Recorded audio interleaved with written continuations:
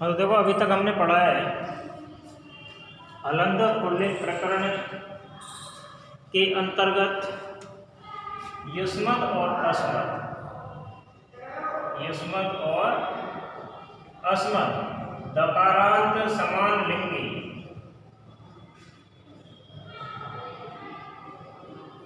दकारांत समान लिंगी अस्मद् और युष्मद् शब्द की रूप सिद्धियां और उनमें प्रयुक्त होने वाले सूत्र हम पढ़ चुके हैं। अभी हम बात करेंगे हलंत पुल्लिंग प्रकरण के अंतर्गत आने वाले भगवत शब्द के विषय में। तो सबसे पहले तो हम जानेंगे कि भगवत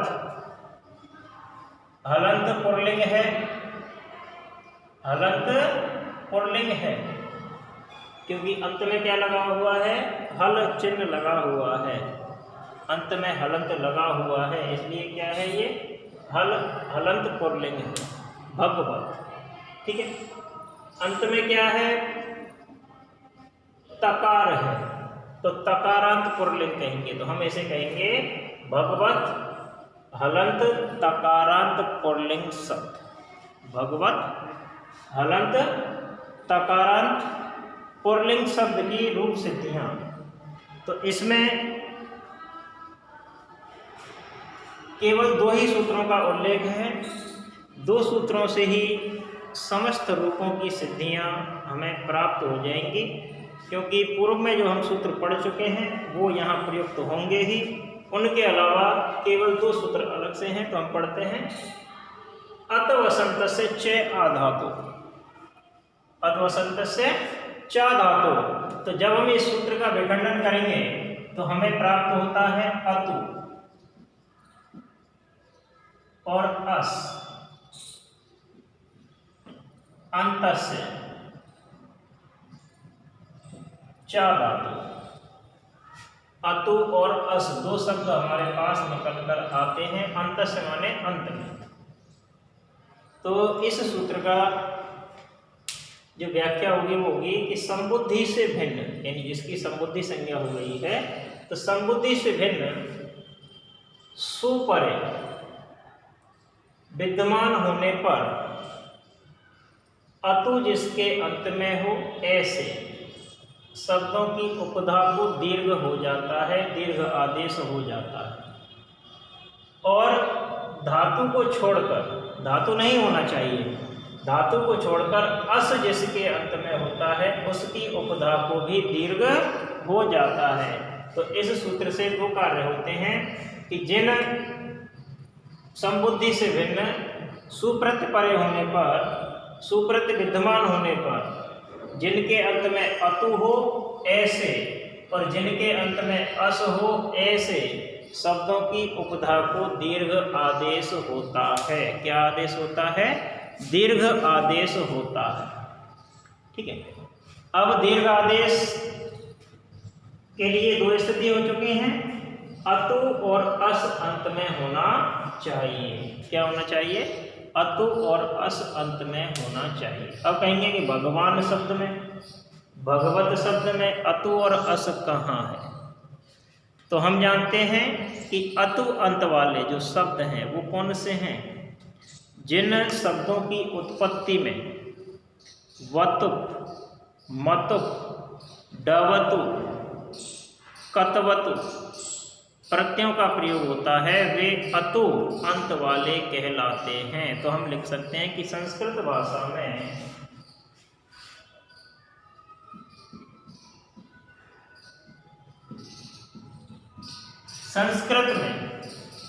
जिन शब्दों की व्युत्पत्ति में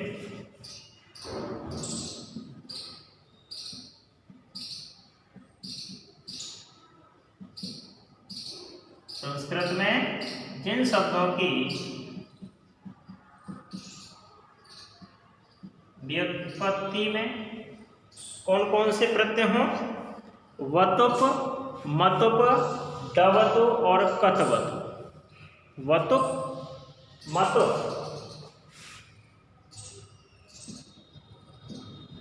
वतुप, मतुप, डवतु और तो संस्कृत में जिन शब्दों की व्युत्पत्ति में वतुप, मतुप, डवतु और कतवतु प्रत्ययों का योग होता है,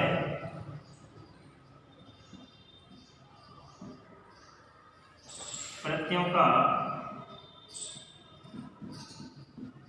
योग होता है, उन्हें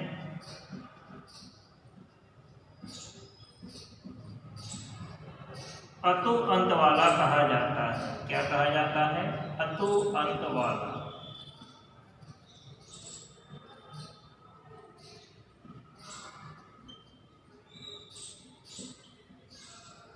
तो अब समझ में आ गया होगा कि भगवत अतु अंत वाला क्यों है। क्योंकि संस्कृत में जिन शब्दों की व्युत्पत्ति में वतुप, मतुप, डवतु और कतवतु प्रत्ययों का योग होता है वे अतु अंत वाले कहलाते हैं। और ऐसे अतु अंत वाले शब्दों की उपधा में ह्रस्व के स्थान पर दीर्घ आदेश हो जाता है अतवसंत से चा धातु सूत्र से। जैसे हम पढ़ेंगे भगवान, भगवंतो, भगवंतः। तो भगवान मूल शब्द क्या है? भगवत। प्रथमा विभक्ति का एक वचन है, सुप्रत्यय अंत में होगा, तो सुपरे विद्यमान होने पर, ठीक है। तो भग ना उपधा कहाँ है? उपधा से तात्पर्य है यहाँ तक, ठीक है। अंतिम हल वर्ण से पहले जहाँ स्वर वर्ण है वो क्या है? उपधा है। तो भगव ना तप स, इस स्थिति में ऐसी स्थिति हमें प्राप्त होगी जब हम भगवान शब्द की रूप सिद्धि प्राप्त करेंगे। भगवान शब्द को जब हम सिद्ध करेंगे तो इस प्रकार की स्थिति हमारे सामने उपस्थित होगी। इस प्रकार की स्थिति में इस दीर्घ यानी ह्रस्व आकार को दीर्घ आकार में बदलने के लिए हमें किस सूत्र का प्रयोग करना है? अतवसंत से च धातु सूत्र का प्रयोग करना है। जैसे भगव न त स, इस स्थिति में भगव के स्थान पर, इस आ के स्थान पर क्या हो जाएगा? दीर्घ आ हो जाएगा। भगवान त और स सूत्र लिखेंगे अतवसंत से चा धातु सूत्र से ह्रस्व उपधा को दीर्घ आदेश हो जाता है। क्या हो जाता है? ह्रस्व उपधा को दीर्घ आदेश हो जाता है। पहला सूत्र यही है। दूसरा सूत्र है उगितचाम सर्वनाम स्थाने अधातु। उगितचाम सर्वनाम स्थाने अधातु, अर्थात सर्वनाम स्थान से परे होने पर, यानी सर्वनाम स्थान परे होने पर धातु भिन्न उगित को, उगित, उगित नया शब्द है, उगित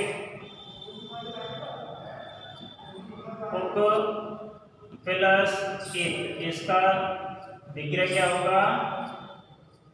उक प्लस इत, अर्थात जहाँ उ की इत संज्ञा हो चुकी है, उ का जहाँ इत संज्ञा होने के पश्चात लोप हो चुका है, ऐसे उगित। तो उगित शब्द नया है, ठीक है। उगित से तात्पर्य है उक धन इत, जहाँ उक की इत संज्ञा हो गई है।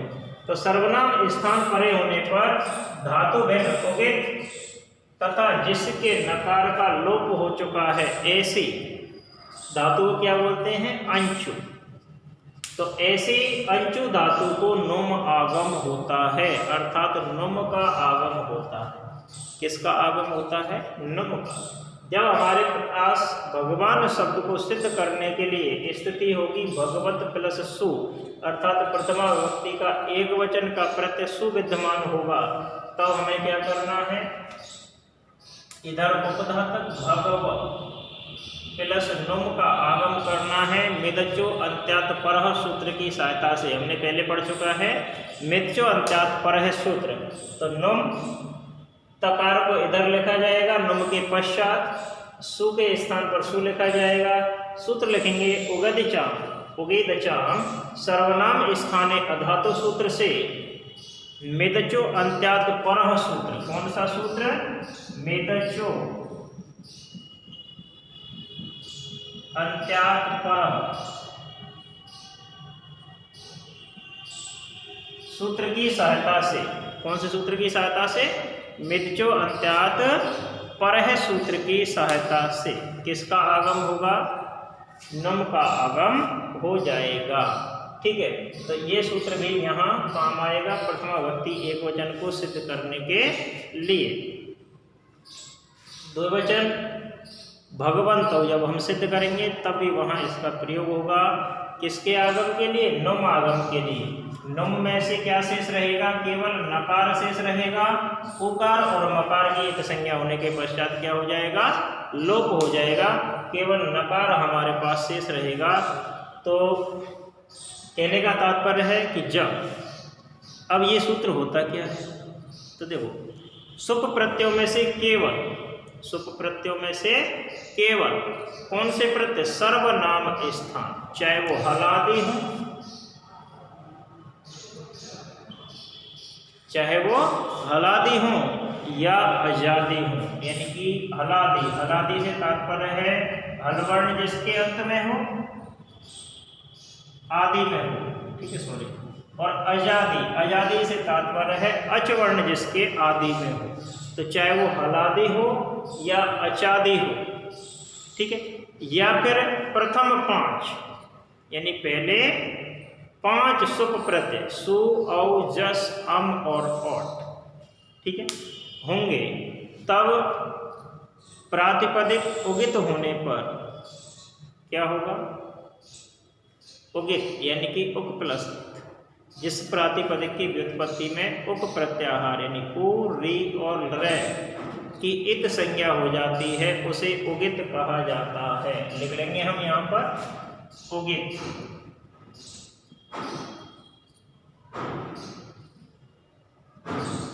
उक प्लस इत, उगित से तात्पर्य क्या है? उक प्लस इत। तो हम लिखेंगे कि जिस प्रातिपदिक की व्युत्पत्ति में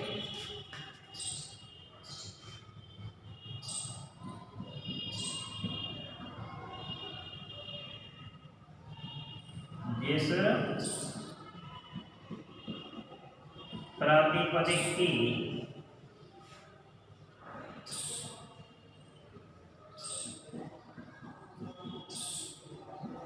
व्युत्पत्ति में,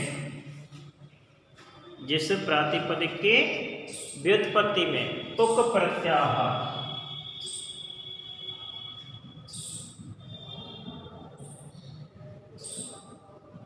यानी उ, री और ली, तो जिस प्रातिपदिक की व्युत्पत्ति में उक प्रत्याहार की क्या हो चुकी हो? इत संज्ञा, ठीक है, उक प्रत्याहार की इत संज्ञा हो चुकी हो, उसे उगित क्या कहते हैं? उगित।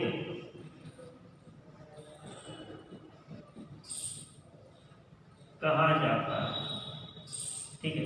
तो ध्यान रखना है, प्रश्न बनता है कि उगित किसे कहते हैं, तब हमें लिखना है उक प्लस इत।